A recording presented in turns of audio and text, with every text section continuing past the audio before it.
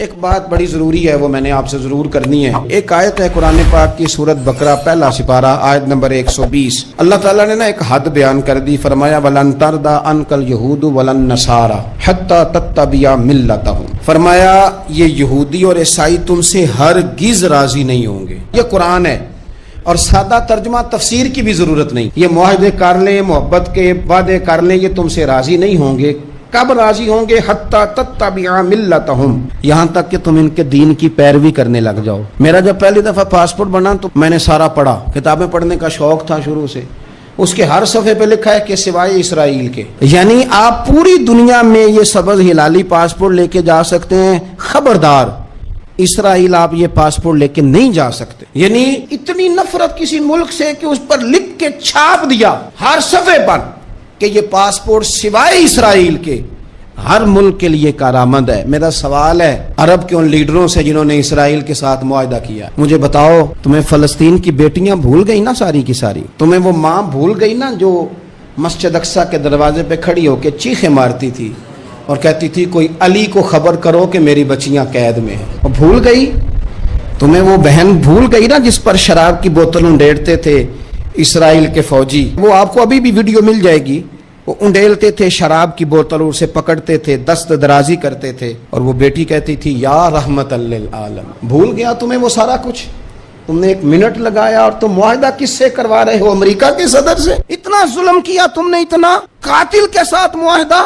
کیا سمجھتے ہو فلسطین والوں کا کوئی والی وارث نہیں؟ سنو، میرے رسول کریم صلی اللہ علیہ وسلم نے فرمایا میرا کوئی مالدار امتی دنیا سے چلا جائے، پیسے جائیدادیں چھوڑ کر، نبی پاک صلی اللہ علیہ وسلم نے فرمایا مسلمان ایک جسد واحد کی طرح، ایک جسم کی طرح، ایک حصہ تکلیف میں ہو تو دوسرا اس کی درد محسوس کرتا ہے۔ انسان کے وجود کے اندر سب سے قیمتی اس کا دماغ ہوتا ہے، اسی سے سوچتا ہے، اسی سے وہ عمل کرتا ہے، اسی سے منصوبہ بندی کرتا ہے، اسی سے وہ مومن ہوتا ہے، اسی سے معاذ اللہ کافر ہوتا ہے۔ اور وجود کے اندر جس کو درجے کے لحاظ سے بولنے میں بعض اوقات کم درجہ سمجھا جاتا ہے وہ پیر ہوتے ہیں۔ اور تو میری ٹھوکر کے بھی قابل نہیں، میں تجھے جوتے کی نوک پہ، پیر کی نوک پہ بھی نہیں سمجھتا۔ ہم یہ کہتے ہیں محاورتاً کہ تو پیروں کے قابل بھی نہیں، یعنی سب سے اعلیٰ درجہ دماغ کو دیا، دل کو دیا، اور سب سے ہلکا درجہ پاؤں کو دیا۔ لیکن مجھے بتلائیے گا اگر کبھی پاؤں کی سب سے چھوٹی انگلی چھنگلیا چیچی اس پہ اگر کبھی زخم لگ جائے تو جسم کا سب سے اعلیٰ حصہ دماغ ہے، دماغ نے کبھی یہ کہا کہ چھوڑو یہ تو سب سے نچلا درجہ ہے، نہیں جانا ڈاکٹر کے پاس، اتنا ٹائم کہاں ہے، رہنے دو، چھوٹی سی تو انگلی ہے، خیر ہے؟ ایسا کبھی ہوا ہے؟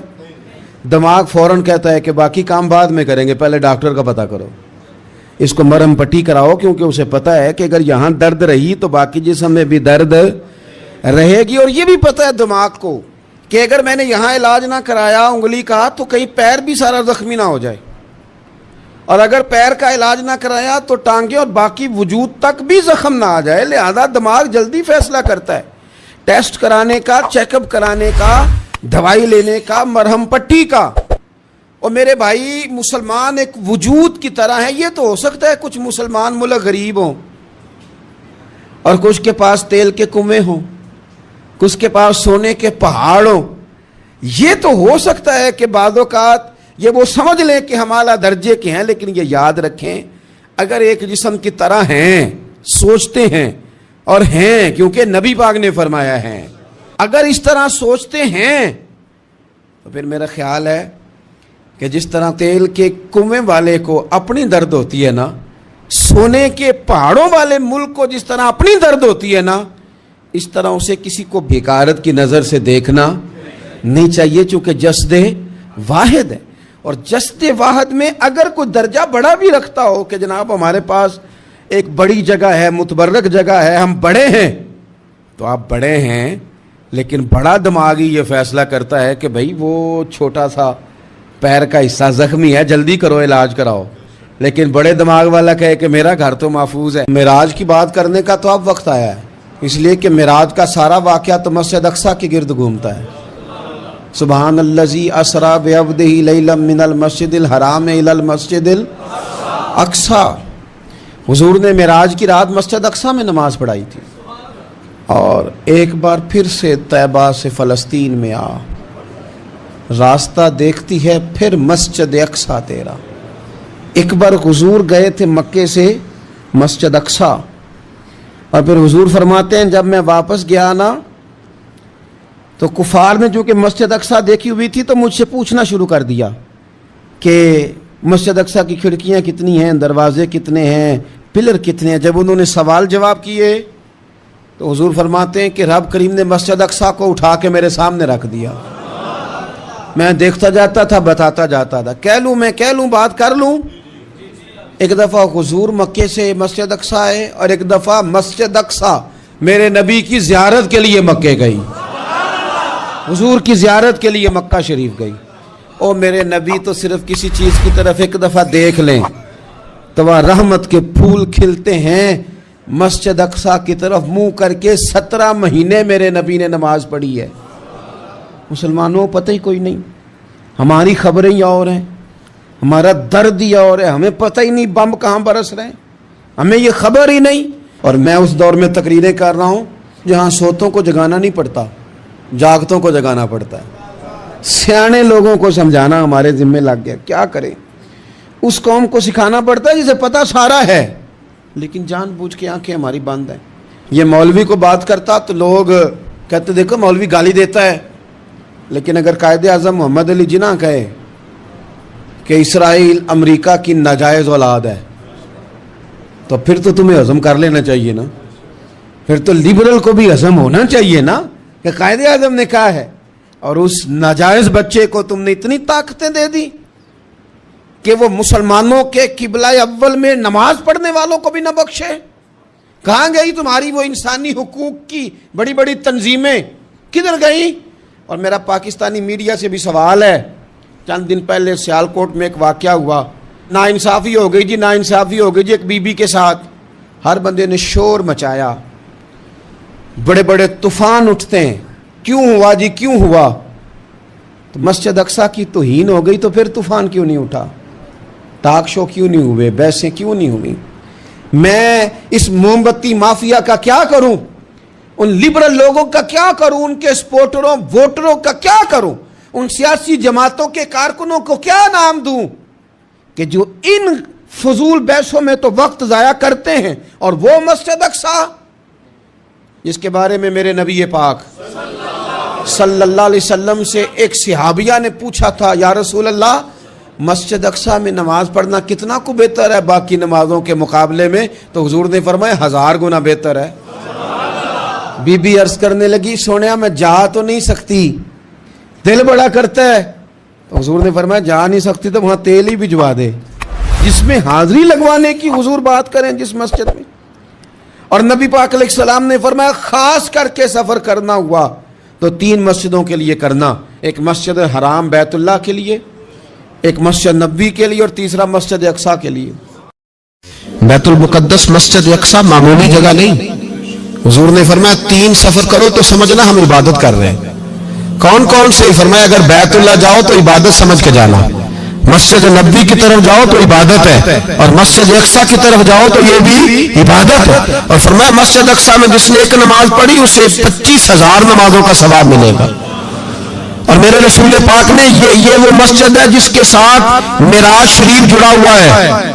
قرآن پاک نے کہا کہ اس مسجد میں سبحان اللہ اسریٰ بعبدہ لیلا من المسجد الحرام الی المسجد الاقصیٰ۔ مسلمانوں قرآن کہتا ہے کہ تمہارے معراج کی شان رسول پاک کی مسجد اقصیٰ سے جڑی ہے۔ جس محبوب کو رب معراج کرائے تو مسجد اقصیٰ میں لا کے کرائے۔ وہ جگہ معمولی جگہ ہے، وہ معمولی جگہ ہے مسجد اقصیٰ۔ نبی پاک نے وہاں نبیوں کی امامت کرائی، 17 مہینے اس مسجد کی طرف منہ کر کے تیرے اور میرے رسول نے نمازیں پڑھی۔ چھوٹی جگہ ہے، اور پوری دنیا کا مسلمان اسے چاہیے شرم سے گڑ جائے۔ ایک امریکہ کا صدر بول کے کہتا ہے کہ اسرائیل کو اجازت ہے اسے دارالحکومت بنائے، اور مسلمان حکمران بیان دے رہے ہیں ظالموں لٹیروں تم اپنی سیاستیں چمکانے کے لیے پہلے ایک دوسرے کو گالیاں دیتے ہو، پھر اکٹھے بیٹھ جاتے ہو نمبرنگ کرنے کے لیے۔ تم دین کے اس مسئلے میں سارے اکٹھے کیوں نہیں بیٹھے؟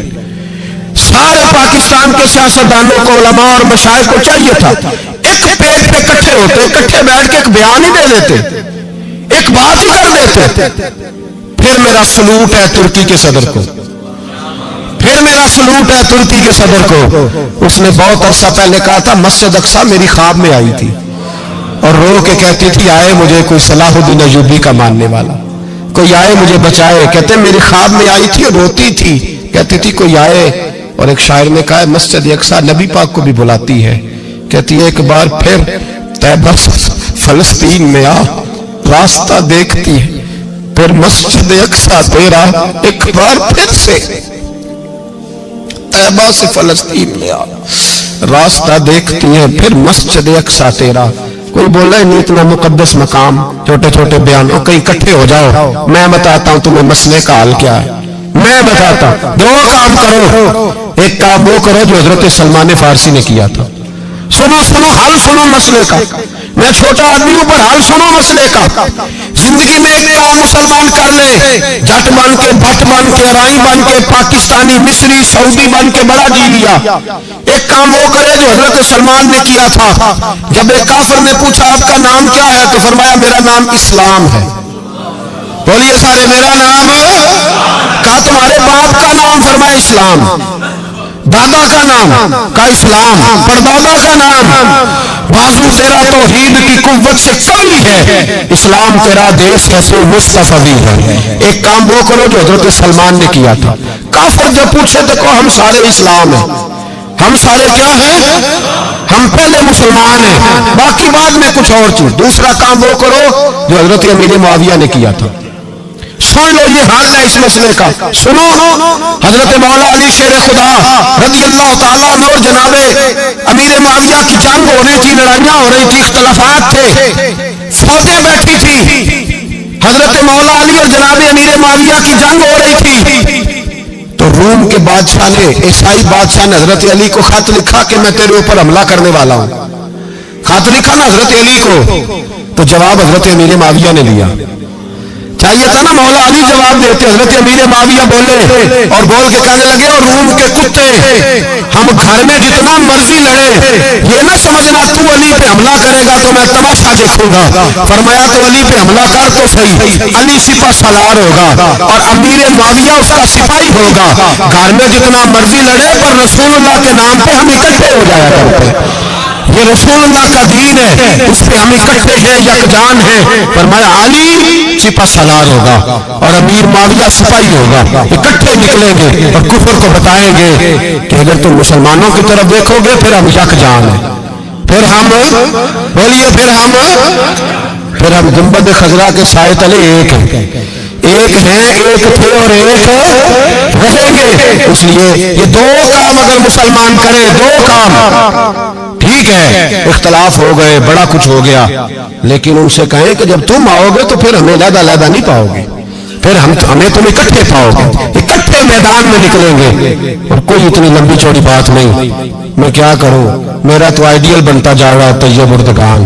عجیب بات ہے نا کہ اس کے پاس ایٹمی طاقت آپ سے کمزور ہے، آپ کی تگڑی ہے، اس کے پاس جو فوجی طاقتیں ہیں وہ اپنی جگہ پر، آپ کی فوجی طاقتوں کا لوہا مانتی ہے دنیا، لیکن پھر مجھے کہنے دو نا، میدان میں بندہ ایٹمی طاقت سے نہیں لڑتا، ایمان کی قوت سے لڑتا ہے۔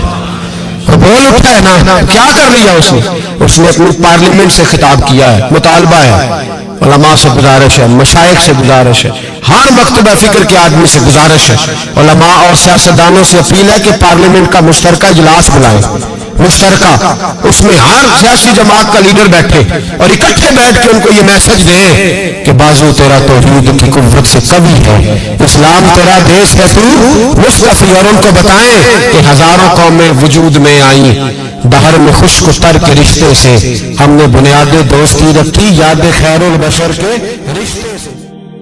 مسلمان ہی نہیں ہوتا۔ صلاح الدین ایوبی اپنے خیمے میں بیٹھے ہیں تو ایک بی بی آ گئی، اس قبیلے کا کوئی شخص مسلمان نہیں ہوتا، بی بی آئی، آگے کہنے لگی मेरे 4 बेटे जंग में खो गए, छोटे छोटे बच्चे जंग में खो गए, मिल नहीं रहे। फौजियों को हुक्म दे मुझे मेरे बच्चे तलाश करके दे। सलाहुद्दीन अय्यूबी ने झटपट सर पे इमामा बांधा, नेजा पकड़ा, सीने बंद बांधा, अपने जुब्बे को समेटा और बात कहने लगी तू किधर जा रहा है? कहने लगा मैं खुद तेरे बच्चे तलाश करके दूंगा। सलाहुद्दीन चंद सिपाही साथ गली गली निकले, गली गली फजर के निकले, असर हो गई, थक गए, 2 नमाजें सहरा में पड़ी। जंगल के अंदर पहुंचे तो एक कोने में 4 बच्चे एक जगह डरे और सहमे हुए बैठे मिले।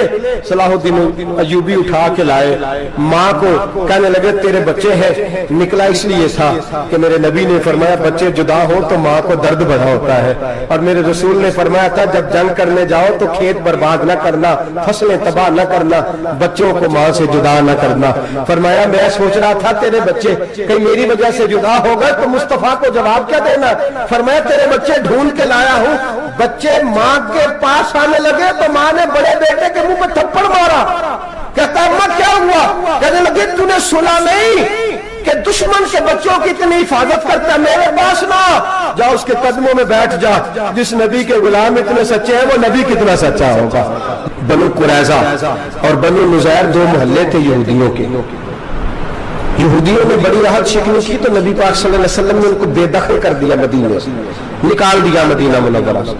यहूदी निकल गए मदीना तैयबा से, तो जब वो निकल के जा रहे थे तो उनके मकान, उनके बाग, उनकी जायदादें बच गई। नबी पाक अलैहिस्सलाम ने अंसारे मदीना को पहले बुलाया, जाग रहे हैं ना आप लोग, पैसे आते किसी को बुरे लगते हैं।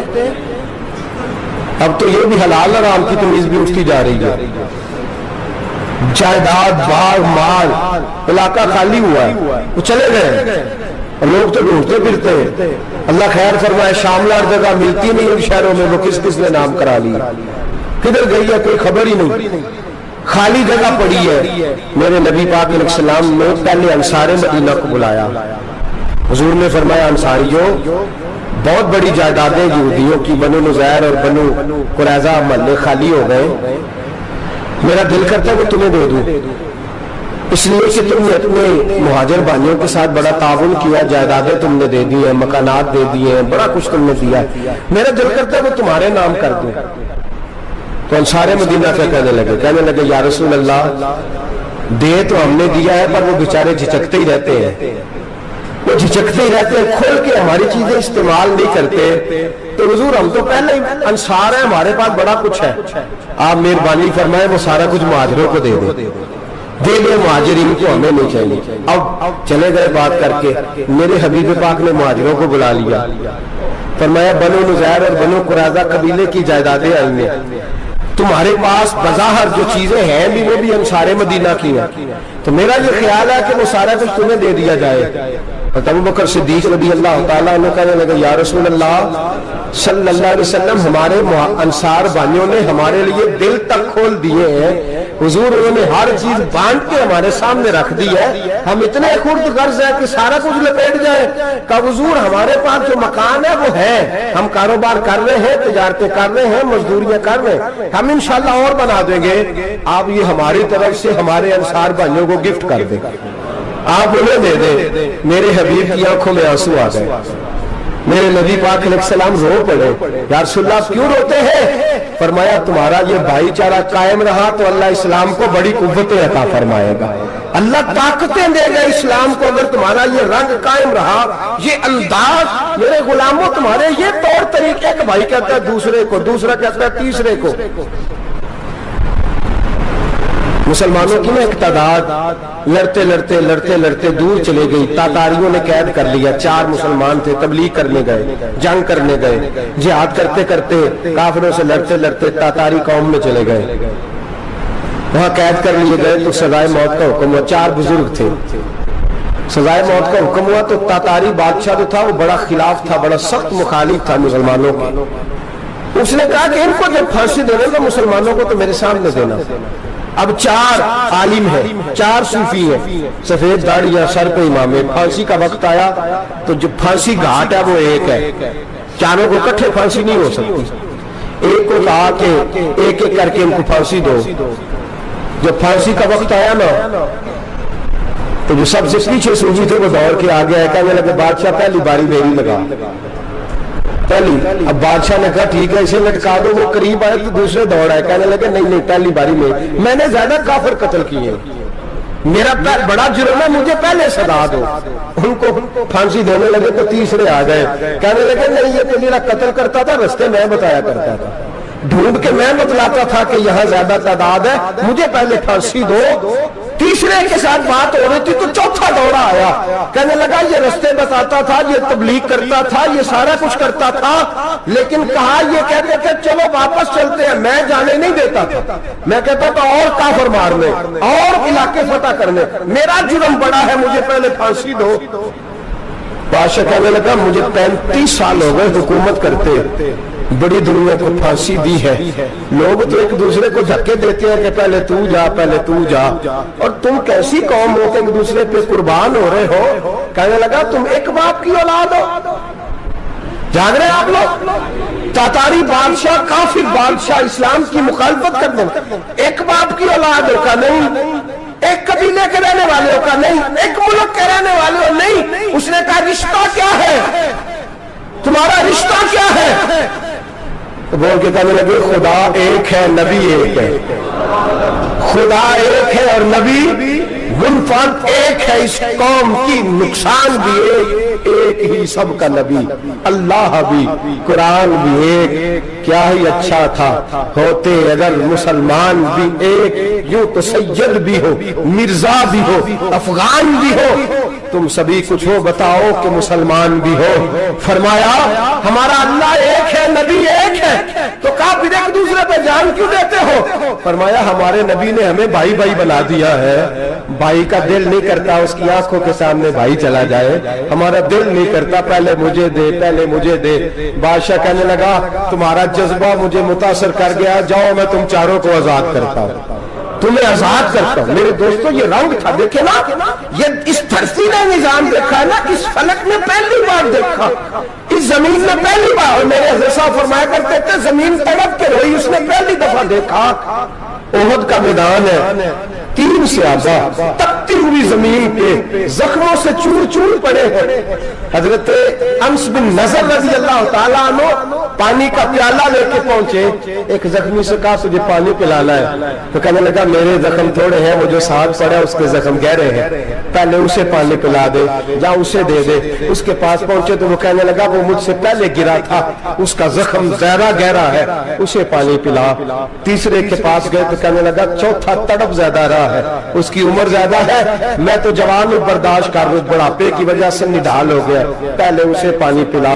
چوتھا کہنے لگا 5ویں کے پاس جا، 5واں کہنے لگا 6 کے پاس جا۔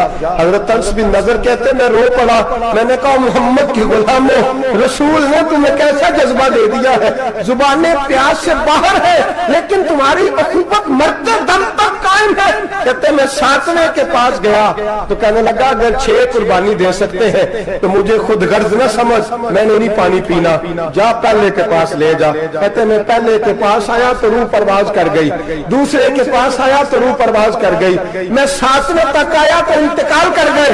کہتے ہیں پانی کا پیالہ میں نے اٹھایا اور میں نے زمین پہ رکھا تو میں نے کہا پانی گوا رہنا، محمد کے غلام مر تو جاتے ہیں پر ایک دوسرے کا خیال بڑا رکھا کرتے ہیں، گوا رہنا یہ مر جایا کرتے لیکن ایک دوسرے کا درد۔ میرے دوستو لٹا ہوا برما، روتے ہوئے مسلمان، سسکیاں اور آہیں لیتی ہوئی مائیں پوچھتی ہیں اے خاصا اے خاصان رسول وقت دعا ہے، امت پہ تیری آ کے عجب وقت پڑا ہے، وہ دین جو بڑی شان سے نکلا تھا وطن سے، پردیس میں وہ دین آج غریب الغربا ہے، فریاد ہے اے کشتی امت کے نگہباں، بیڑا یہ تباہی کے قریب آن لگا ہے۔ اور کیا خوبصورت جملے کہے تھے کہ نبی پاک صلی اللہ علیہ وسلم نے حضور نے فرمایا تھا میرا مومن ایک جان کی طرح ہوتا ہے، ایک جان کی طرح ہوتا ہے، ایک کو تکلیف ہو جسم کے ایک حصے کو سارا حصہ پریشان ہوتا ہے، فرمایا یہ ایک مکان کی طرح ہے،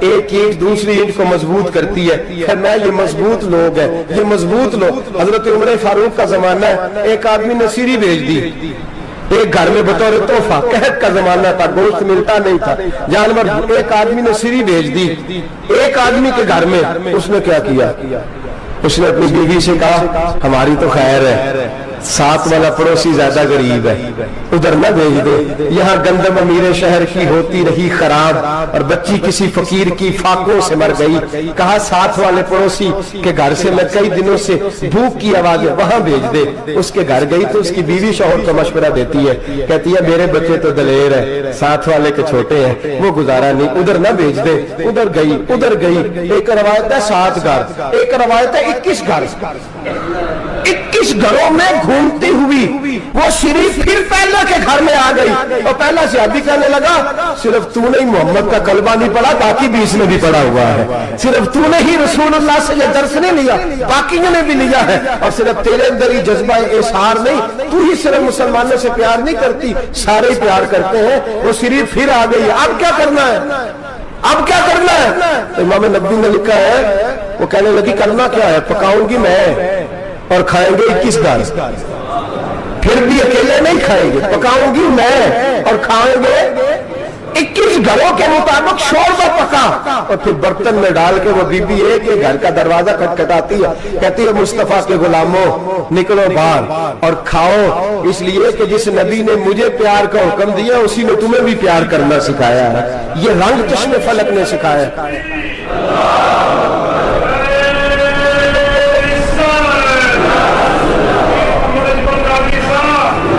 آپ کی بڑی مہربانی، زندہ باد وہی ہے جس کو اللہ رسول زندہ باد فرمائے، بڑی مہربانی، اللہ جزا دے۔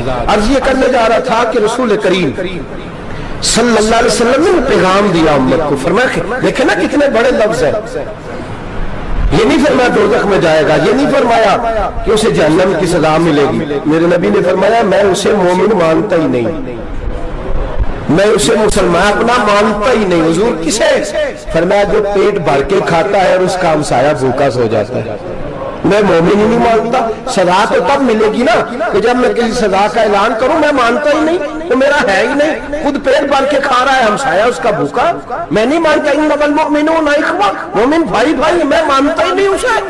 اور میرے حبیب پاک اتنے بڑے لفظ حدیث میں اور کہیں نہیں ملیں گے، آپ کو اتنے بڑے جملے کہیں نہیں ملیں گے۔ میرے نبی پاک نے فرمایا اللہ کہے گا قیامت کے دن، کون اتنے بڑے لفظ حدیثوں میں ملتے نہیں جتنے یہ ہے۔ حضور نے فرمایا رب فرمائے گا بندے سے کہ میں تیرے پڑوس میں بھوکا تھا، تو نے مجھے روٹی کیوں نہیں کھلائی؟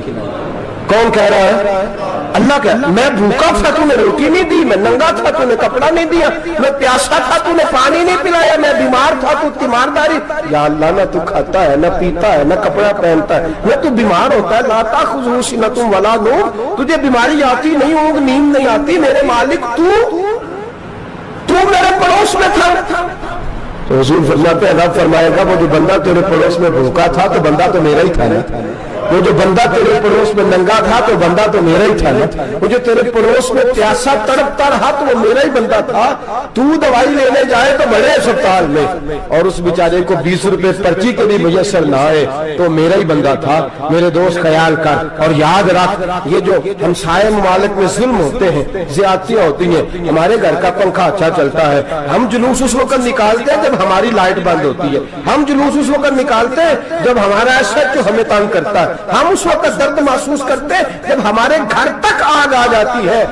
یہ جو باہر آگ جل رہی ہے یہ تیرے گھر بھی آ سکتی ہے، یہ جو باہر فساد ہو رہا ہے یہ تیرے دروازے تک آ سکتا ہے۔ میرے رسول پاک نے ایک جان، مسلمان کو ایک جان قرار دیا۔ مجھے بتائیے انگلی کو کٹ لگ جائے، مسلمان ایک جان ہے نا، انگلی کو لگ جائے کٹ، دماغ کہتا ہے میں نے نہیں سوچنا اس کے بارے میں اس کے درد کو محسوس نہیں کرنا، انگلی کے درد ہے، انگلی جانا اس کا کام جانا، ایسے ہی ہوتا ہے نا۔ بولے پیروں سے کہتے ہیں، انگلی کہتی ہے چاہے ڈاکٹر کے پاس، پیر کہتے ہیں نہیں میں نے نہیں جانا، انگلی کا کام ہے انگلی جائے، ایسے ہی ہے نا۔ دل سے کہتے ہیں کچھ طرف تھوڑا سا انگلی کو درد ہے، کہتے میں تو تڑپوں، انگلی کا ماما انگلی جانے اس کا کام جانے۔ ٹیلی فون کرنا ہے ڈاکٹر صاحب کا پتہ کرنا ہے تو کان کہتے ہیں میں نے نہیں بات سنی ڈاکٹر صاحب کی، زبان کہتے ہیں میں نے نہیں بولنا، انگلی جانے ایسا ہوتا ہے۔ پیر احتجاج کرتے کہ میں نے ڈاکٹر کے پاس میں کچھ چکر کھاتا پھروں ڈاکٹر کی دکان کی، انگلی کو درد ہے انگلی جانے، ایسا ہوتا ہے بھئی؟ میرے رسول پاک نے فرمایا مسلمان ایک جان ہے، تو درد برما کے مسلمانوں کو ہو رہا ہے تو پاکستانی کہہ رہے ہیں کوئی بات نہیں وہ جانے ان کا کام جانے، ایک جان ہے نا۔ درد ہونا چاہیے, تکلیف ہونا چاہیے. پھٹے پہ باتیں ہوتی ہیں اس موضوع پہ, اسمبلی پہ گفتگو ہوئی ہے اس موضوع پہ, آپ کی صوبائی اسمبلی میں اس موضوع پہ بولی ہے, آپ کے کونسل اس موضوع پہ بولے. ہم تو اپنی اپنی سیاست, اپنے اپنے تماشے, اپنے اپنے چکروں میں لگے ہوئے. وہ دریا کے اندر سسکتے مسلمان, بنگالی کہتے ہیں ہمارے نہیں, برمی کہتے ہیں ہمارے نہیں, پاکستانی کہتے ہیں ہمارے نہیں, ترکی کہتے ہیں وہ کس کے ہیں, وہ کس کے ہیں؟ وہ اللہ کے بندے ہیں, محمد عربی کے غلام ہیں صلی اللہ علیہ وسلم. میرے دوستو, کیا ہمیں کیا غرض ہے, وہ جانے ان کا کام جانے. یہ جب تیرے پیروں تک آگ آئے گی پھر تجھے پتہ چلے گا یہ بڑی سخت آگ ہے. آج جس کافر نے برما پر عرصہ دراز تنگ کیا ہے, مسلمان تھوڑے تھوڑے مفاد لینے کی خاطر نا, بنو عباس اور بنو امیہ کی جنگ چل رہی تھی. بنو عباس جو تھے وہ غالب آ گئے, بنو امیہ جو تھے ان کی حکومت ختم ہو گئی. تو عیسائیوں نے بنو امیہ سے کہا کہ ہم تمہارے ساتھ تعاون کرتے, ہم تمہارے ساتھ تعاون کرتے اور بنو عباس پہ غلبہ پا کے تمہیں حکومت دلاتے. بنو امیہ بڑی جدوجہد کر رہے تھے بادشاہی کے لیے, لیکن انہوں نے کہا کہ ہم لڑ رہے ہیں, کوشش کر رہے ہیں, لیکن ہمیں کسی کافر کی مدد کی ضرورت نہیں.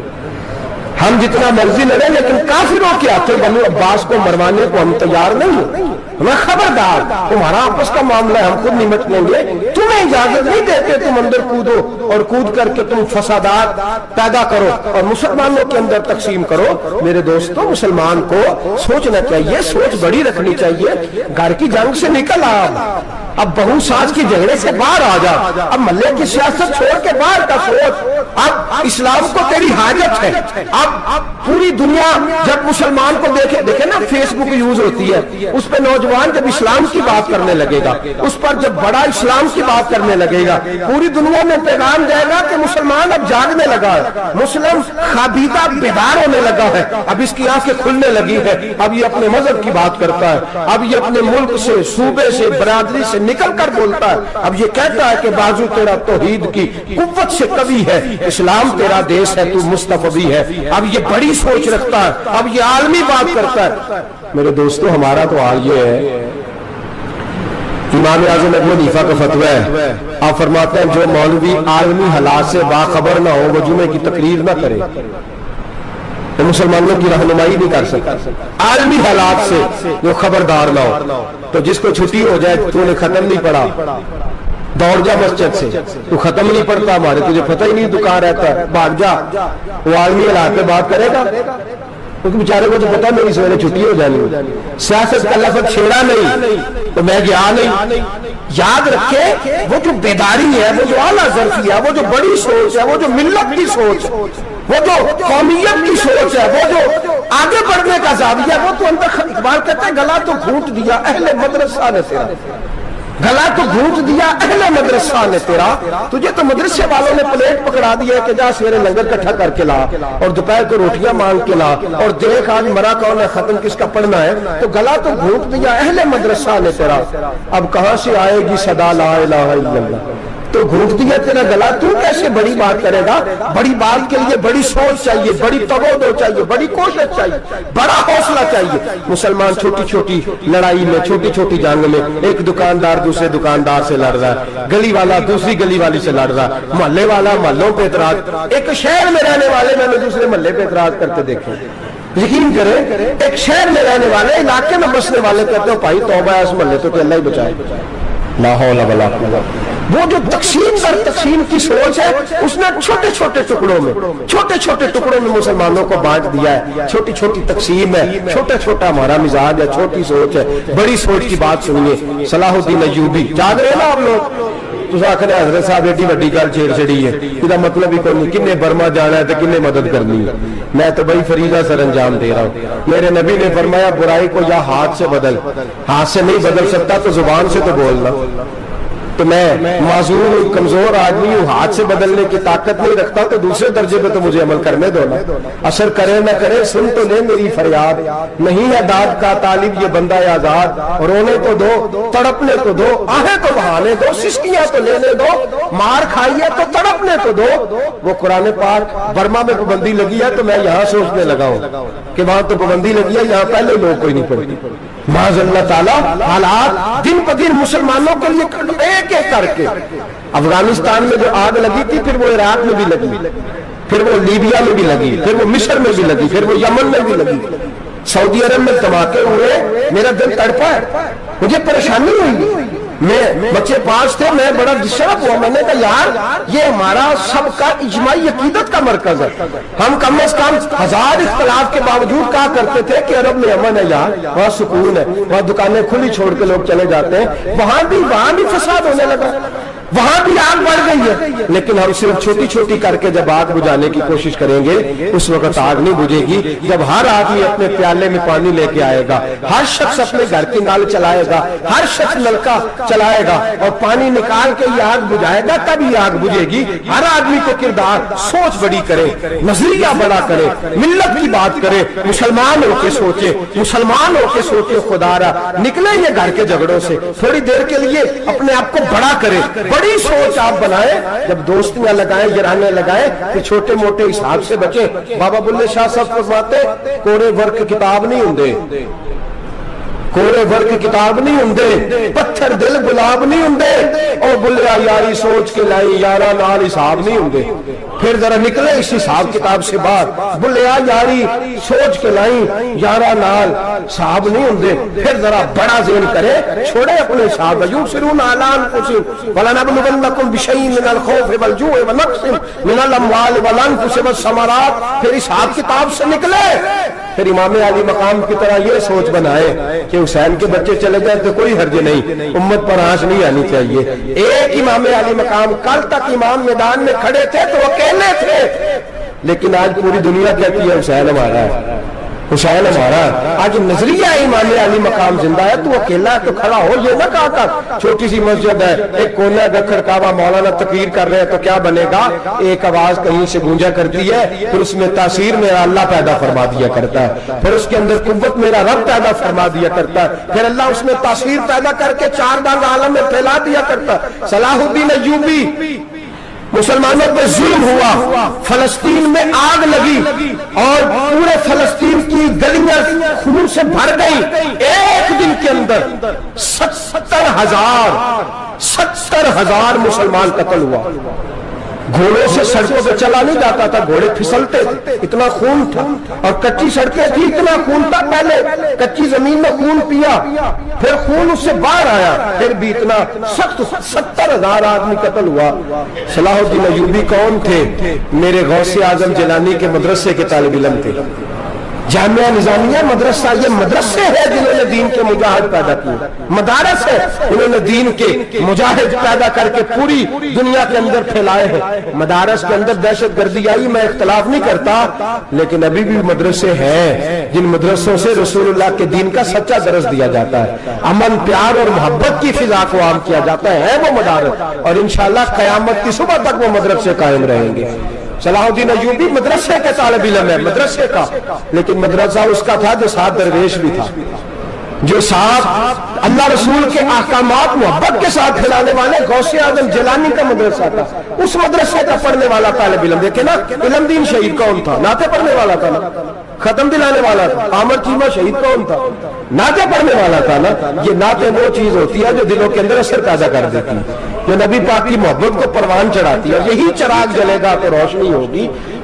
सलाहुद्दीन अय्यूबी अकेला अपने दोस्तों से कहने लगा मुसलमानों की मदद की, चंद सालों में निकलो मदद करें। उन्होंने कहा तेरे निकलने से क्या होगा? कहने लगा मैंने नहीं निकलना, मेरे अल्लाह ने मेरी मदद करनी है, मेरे अल्लाह ने मेरी उठ बांध कमर क्या डरता है, फिर देख खुदा क्या करता है, और मैं मुझे निकलने दे, अल्लाह मेरी मदद करेगा। थोड़ा थोड़ा करके फौज जमा की, कोशिश की। चंद सालों के बाद उसी जगह जहां मुसलमानों का खून बहा था, अल्लाह ने इस्लाम का झंडा फिर से बुलंद कर दिया। सलाहुद्दीन अय्यूबी फातेह बन के मस्जिद अक्सा के दरवाजे पे खड़ा है। चंद साल गुजरे, ईसाइयों का पूरा वो जुल्म अभी याद है, और ईसाई सारे लीडर कहते हैं तैयारी कर लो, अब हमारे बच्चे काटे जाएंगे, औरतें बेवा होंगी, गर्दनें कटेंगी, अब देखना जितना खून हमने बहाया था मुसलमान उससे दुगना बहाएंगे। सलाहुद्दीन अय्यूबी घोड़े पे खड़े हैं, اور پوچھتے ہیں اور عیسائیوں بتاؤ تمہارے ساتھ کیا کروں؟ گردنیں جھک گئی، جواب کوئی بھی نہیں۔ تم نے 70,000 مسلمان ایک دن میں مارا تھا، بولو تمہارے ساتھ کیا کروں؟ تم نے ایک دن میں مسلمان یوں کاٹے جیسے گاجر مولی کاٹی جاتی ہے، بولو کیا کروں؟ عیسائی کہنے لگے ہمیں اپنے ظلم یاد ہے، تشدد یاد ہے، بربریت یاد ہے، تو بہتر جانتا ہے تو نے کیا کرنا ہے۔ صلاح الدین ایوبی گھوڑے پہ فاتح کھڑا ہے، آنکھوں میں آنسو آئے، تڑپ کے رویا، کہنے لگا میں تمہارے ساتھ وہی سلوک کروں گا جو میرے مصطفیٰ نے قریش مکہ کے ساتھ فرمایا تھا، لا تثریب علیکم، جاؤ تم پر کوئی زیادتی، جاؤ تم آزاد ہو۔ اس نے کہا تو کر کیا رہا ہے؟ کہنے لگا میں کیا کروں، میں اس محمد کا ماننے والا ہوں جس نے معاف کرنا سکھایا ہے صلی اللہ علیہ وسلم، میرے پیروں میں زنجیر ہے رسول اللہ کی غلامی کی، جاؤ تم آزاد ہو۔ اس نے کہا تم آزاد ہو، لوگوں نے کلمہ پڑھنا شروع کر دیا، اشہد ان لا الہ الا اللہ واشہد ان محمدن عبدہ۔ سارے قبیلے کے کچھ نہ کچھ لوگ مسلمان، ایک قبیلہ رہ گیا مسلمان ہی نہیں ہوتا۔ صلاح الدین ایوبی اپنے خیمے میں بیٹھے ہیں تو ایک بی بی آ گئی، اس قبیلے کا کوئی شخص مسلمان نہیں ہوتا۔ بی بی آئی، آگے کہنے لگی میرے 4 بیٹے جنگ میں کھو گئے، چھوٹے چھوٹے بچے جنگ میں کھو گئے، مل نہیں رہے، فوجیوں کو حکم دے مجھے میرے بچے تلاش کر کے دے۔ صلاح الدین ایوبی نے جٹ پر سر پہ امامہ باندھا، نیزہ پکڑا، سینے بند باندھا، اپنے جبے کو سمیٹا اور بات کہنے لگی تو کدھر جا رہا ہے؟ کہنے لگا میں خود تیرے بچے تلاش کر کے دوں گا۔ صلاح الدین چند سپاہی ساتھ گلی گلی نکلے، گلی گلی فجر کے نکلے، اثر ہو گئی، تھک گئے، 2 نمازیں صحرا میں پڑھی، جنگل کے اندر پہنچے تو ایک کونے میں 4 بچے ایک جگہ ڈرے اور سہمے ہوئے بیٹھے ملے۔ صلاح الدین ایوبی اٹھا کے لائے، ماں کو کہنے لگے تیرے بچے ہیں، نکلا اس لیے تھا کہ میرے نبی نے فرمایا بچے جدا ہو تو ماں کو درد بڑا ہوتا ہے، اور میرے رسول نے فرمایا تھا جب جنگ کرنے جاؤ تو کھیت برباد نہ کرنا، فصلیں تباہ نہ کرنا، بچوں کو ماں سے جدا نہ کرنا۔ فرمایا میں سوچ رہا تھا تیرے بچے کہ میری وجہ سے جدا ہو گئے تو مصطفیٰ کو جواب کیا دینا؟ فرمایا تیرے بچے ڈھونڈ کے لایا ہوں۔ بچے ماں کے پاس آنے لگے تو ماں نے بڑے بیٹے کے منہ پہ تھپڑ مارا، کہتا اماں کیا ہوا؟ کہنے لگے تو نے سنا نہیں کہ دشمن کے بچوں کی اتنی حفاظت کرتا ہے، میرے پاس نہ جا، اس کے قدموں میں بیٹھ جا۔